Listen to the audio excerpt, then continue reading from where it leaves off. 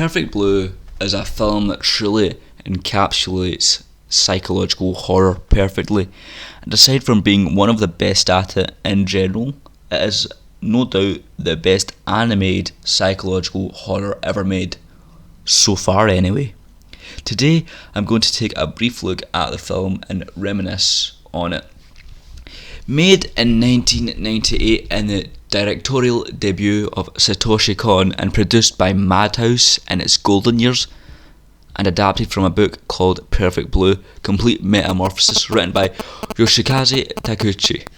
The film has some absolute titan producers such as Masao Maruyama and Yutaka Masiba, respectively, who have worked on shows such as Hunter x Hunter, Death Note, Terror and Resonance, and Code Geass, Cowboy Bebop, and Akira, as well as many others that you'd recognise.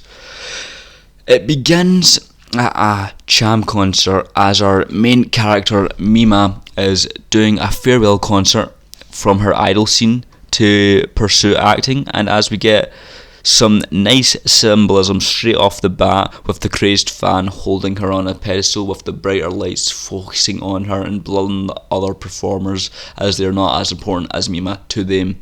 It just sets the tone straight away.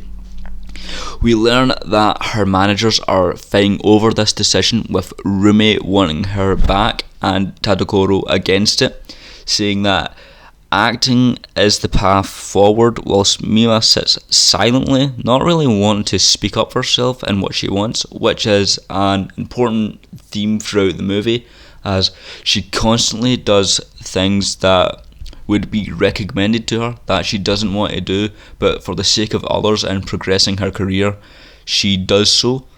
Specifically, the photographer's photo sessions and the graphic essay scene in the TV show that she's filming come to mind. On top of this, she's also suffering a threatening stalker who is threatening her to go back to her ways as an idol, and even puts a mini bomb in an envelope that hurts someone, and because of this she essentially suffers a breakdown that starts to cause her some serious problems as the film shifts into a more avant-garde style, leaving you wondering what is real and fake, using some great illusions that mess with ours and Mima's perception, before coming to a head with the stalker trying to take out Mima, though we still wonder if it's fake or not before learning it's true. And surprise, as it turns out Rumi was helping them for her own benefit, using Mima's room, an online website documenting Mima's go about and day to day that isn't her, and is also another struggle for her throughout the film, as it's pretty much documenting what she believes to be her thoughts when they aren't. It's all Rumi's thoughts, as Rumi is an idol that never got the career she wanted and was pretty much using Mima.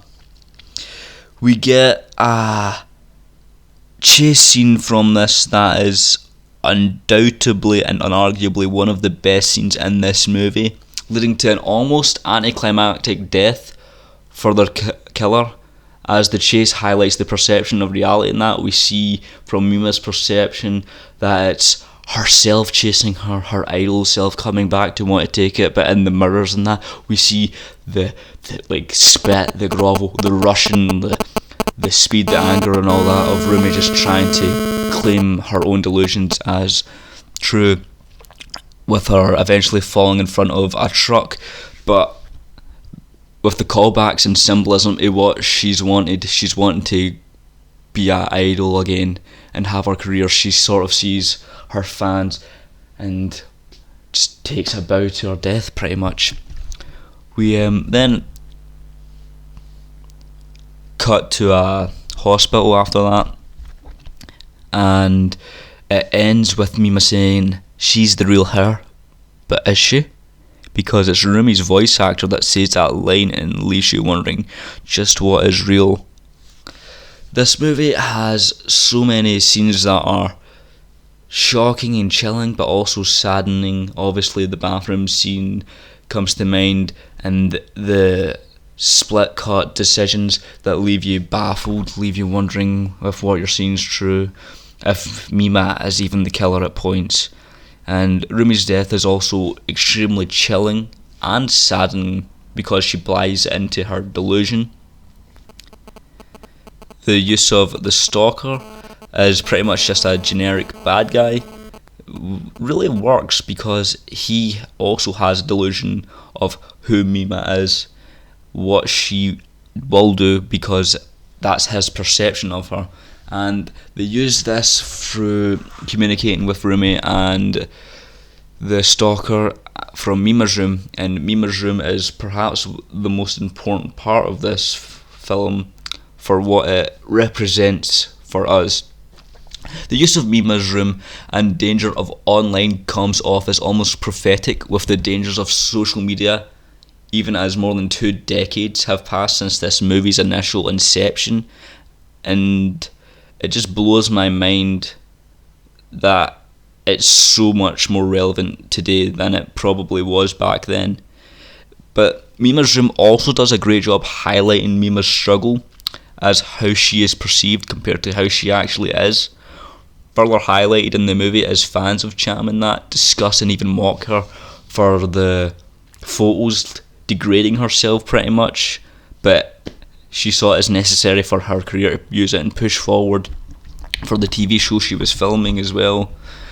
That scene that breaks her is very hard to watch and leaves the people that manage her in shock that she went through that and worried about her, but they shrug it off, and Mima just did not want that to happen, and it's really just quite sad, honestly, especially because of the disconnect between the just Mima and how she thinks she's behaving, the idol's version of herself, the actor version of herself.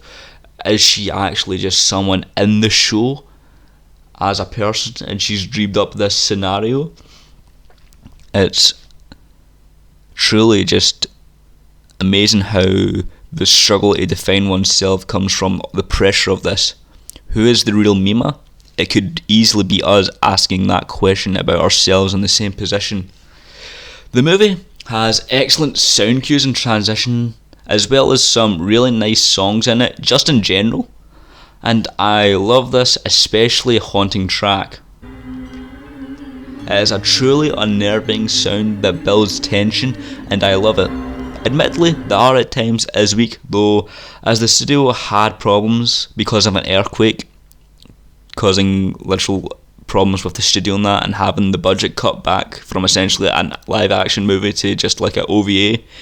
It gets an excuse there, but even with that, you can definitely tell which scenes would have been made before and after that, as some scenes are unbelievably stunning and have been recreated in other works. Obviously the bathroom scene in Requiem for a Dream and Black Swan has some major influence from this film, undoubtedly. Even if you don't realise it, this film's influence cannot be understated. There's truly too much to gush about when it comes to this movie, and how its narrative and focus can be used on social media, leaving how we see people up onto the interpretation of which we are shown. The old saying about the masks you show the world rings true after all.